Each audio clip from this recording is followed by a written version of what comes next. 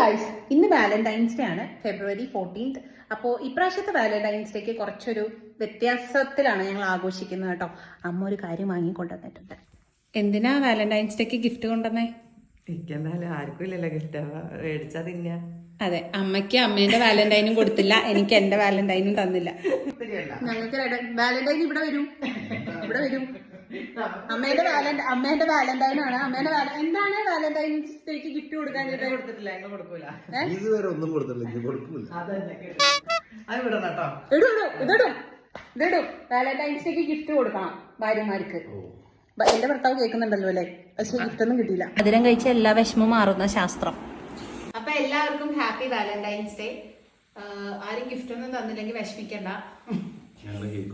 നമ്മള് കേക്ക് വാങ്ങി മധുരം തിന്നാ എല്ലാ വിഷമവും മാറുമെന്നാണ് കേട്ടോ. അപ്പൊ നമുക്ക് മുറിക്കാം. കൈ പിടിച്ചോളൂ വാലന്റൈൻ.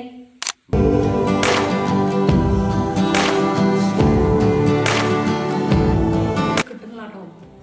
സന്തോഷത്തിന് അമ്മ വാങ്ങി തന്നപ്പോ ഞങ്ങൾ വിചാരിച്ചു തിന്നാണ്.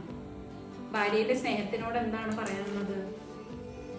ഒരു പീസ് കൊടുക്കാനുണ്ട് വാലന്റൈൻസ് ഡേ ആയിട്ട്. അതാ പൂവൊക്കെ പോകുന്നു.